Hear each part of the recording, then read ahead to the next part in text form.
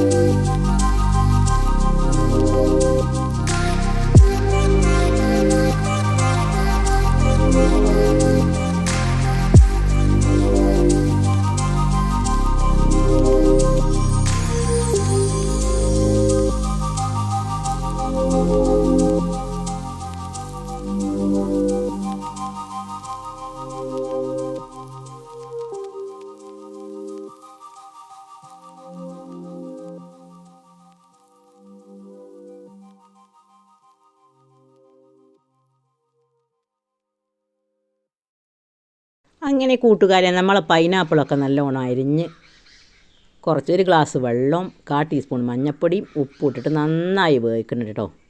ഇത് നന്നായി വെന്ത് വരുമ്പോൾ നമുക്ക് ബാക്കിയുള്ള ചേരുവകളോടും ചേർത്ത് കൊടുക്കാം. അങ്ങനെ നമ്മുടെ വീഡിയോ ഇഷ്ടമായാൽ എല്ലാവരും ഒന്ന് ലൈക്ക് ചെയ്ത് ഇതുവരെ സബ്സ്ക്രൈബ് ചെയ്യാത്തവരൊക്കെ ഒന്ന് സപ്പോർട്ടാക്കി ആ കുഞ്ഞ് ബെല്ലൈക്കനൊക്കെ അമർത്തിയിട്ട് എല്ലാവരും ഒന്ന് സപ്പോർട്ടാക്കണേ. ഇഷ്ടപ്പെട്ടാൽ നിങ്ങളുടെ കൂട്ടുകാരിലേക്കൊന്ന് ഷെയർ ചെയ്ത് നിങ്ങളെ ഫീഡ്ബാക്കും അഭിപ്രായങ്ങളൊക്കെ ഒന്ന് അറിയിക്കോളൂ കേട്ടോ.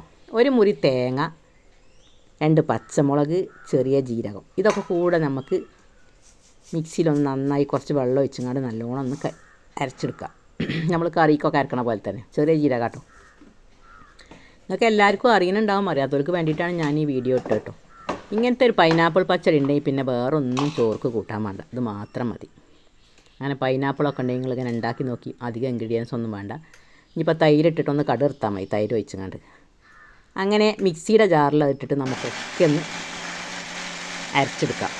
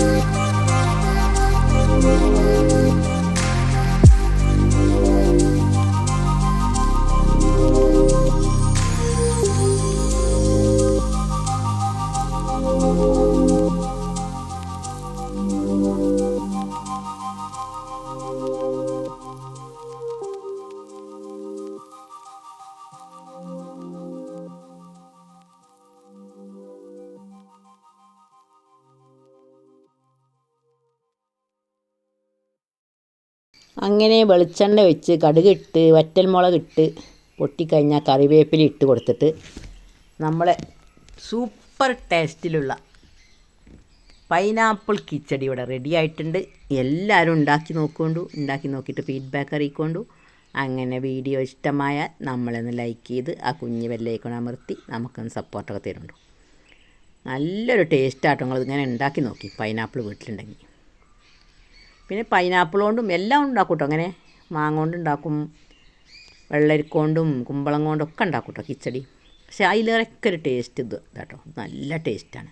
സദ്യയുടെ കൂടെയൊക്കെ കഴിക്കാനൊക്കെ നല്ലൊരു ടേസ്റ്റാട്ടോ. ഇത് മാത്രം മതി ചോറ് വെച്ചാണ്, വേറൊരു കൂട്ടാനും വേണ്ട ഈ കറി. അങ്ങനെ നിങ്ങളൊക്കെ ഒന്ന് ഉണ്ടാക്കി നോക്കിയിട്ട് നിങ്ങളെ അഭിപ്രായങ്ങളും ഒക്കെ ഒന്ന് അറിയിക്കൊണ്ടു. വീഡിയോ ഇഷ്ടമായാൽ നമ്മളെ സപ്പോർട്ടാക്കൊണ്ടു. എന്നാൽ എല്ലാവർക്കും അടുത്ത വീഡിയോയുമായി വരാം. നിങ്ങളുടെ സപ്പോർട്ട് എപ്പോഴും ഉണ്ടാകണേ. Thank you. നന്ദി, നമസ്കാരം.